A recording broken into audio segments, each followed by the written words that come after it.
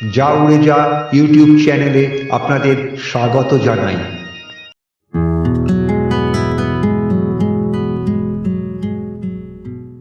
শ্রী শ্রী রামকৃষ্ণ কথামৃত, যা পঠনে শ্রবণে মনের সমস্ত কলুষতা দূর হয়। সাধু সন্ন্যাসী থেকে আস্তিক নাস্তিক গৃহস্থ সংসারী মানুষ ঠাকুর শ্রীরামকৃষ্ণ সকলের মঙ্গল চেয়েছেন। ঠাকুর অহেতুক কৃপা বর্ষণ করেছেন সকল জীবের ওপর। আজ কথামৃতের কথা ধারাবাহিকের একবিংশতম পর্ব। বিদ্যাসাগরের সঙ্গে দীর্ঘক্ষণ কথাবার্তার পর ঠাকুর ফিরবেন দক্ষিণেশ্বরে, কিন্তু কথা যেন ফুরোয় না।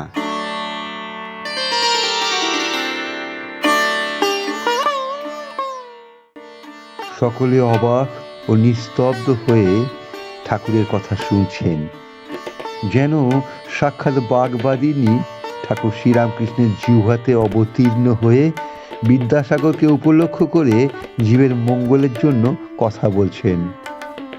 রাত্রি হচ্ছে, প্রায় 9টা বাজে। ঠাকুর এবার বিদায় গ্রহণ করবেন। এই যা বললুম, বলা ভালো, আপনি তো সব জানেন, তবে খবর নাই। বরুণের ভাণ্ডারে কত কি রত্ন আছে, বরুণ রাজার খবর নেই। তা আপনি বলতে পারেন। হ্যাঁ গো, অনেক বাবু জানে নে তার চাকর বাকরের নাম, বা সে জানে নে বাড়ির কোথায় কি দামি জিনিস আছে। কথাবার্তা শুনে সকলে আনন্দিত। সকলে একটু চুপ করেছেন। ঠাকুর আবার বিদ্যাসাগরকে সম্বোধন করে কথা বলছেন।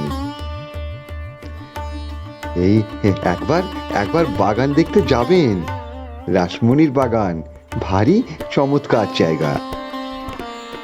হ্যাঁ, নিশ্চয়ই যাব, বই কি, আপনি এলেন আর আমি যাব না? আমার কাছে ছি ছি ছি ছি ছি। সে কি, এমন কথা বললেন কেন? আমায় বুঝিয়ে দিন। এই আমরা হচ্ছে গিয়ে জেলে ডিঙি, খাল বিল আবার বড় নদীতেও যেতে পারি, কিন্তু আপনি জাহাজ, কি জানি যেতে গিয়ে চড়াই পাশে লেগে যায়। বিদ্যাসাগর সহাস্য বদন, চুপ করে আছেন। ঠাকুর হাসছেন, আবার বললেন, এর মধ্যে এ সময় জাহাজও যেতে পারে। হ্যাঁ, আপনি ঠিকই বলেছেন, এটি বর্ষাকাল বটে। এসব শুনে মাস্টার নিজ মনে মনে বললেন, এ বর্ষা নবানুরাগের বর্ষা। নবানুরাগের সময় মান অপমান বোধ থাকে না বটে।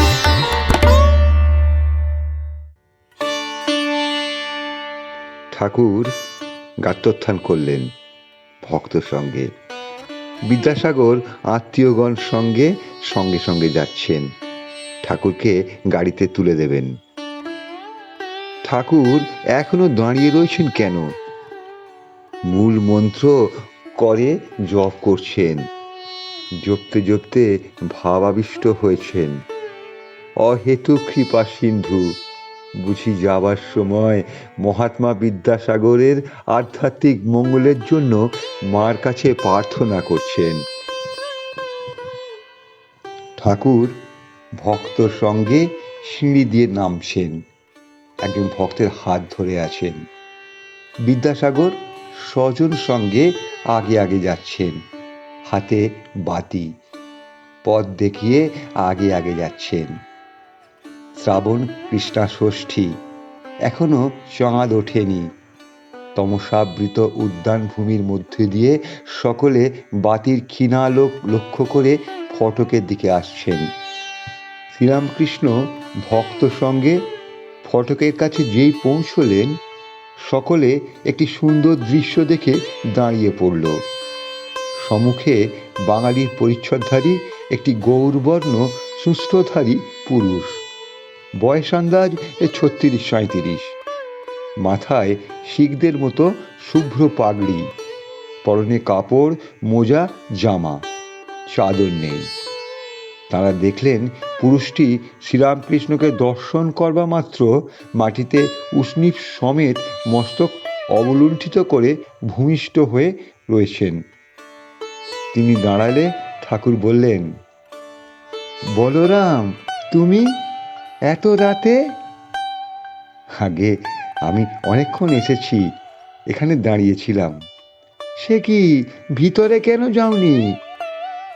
আগে সকলে আপনার কথাবার্তা শুনছেন, মাঝে গিয়ে বিরক্ত করা। সে কি গো? ঠাকুর ভক্ত সঙ্গে গাড়িতে উঠছেন।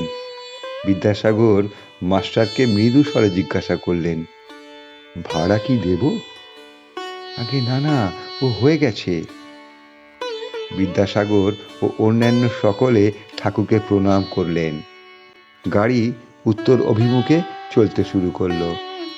গাড়ি দক্ষিণেশ্বর কালীবাড়িতে যাবে। এখনো সকলে গাড়ির দিকে তাকিয়ে দাঁড়িয়ে আছেন। বুঝি ভাবছেন, এ মহাপুরুষ কে, যিনি ঈশ্বরকে এত ভালোবাসেন আর যিনি জীবের ঘরে ঘরে ফিরছেন আর বলছেন ঈশ্বরকে ভালোবাসাই জীবনের উদ্দেশ্য।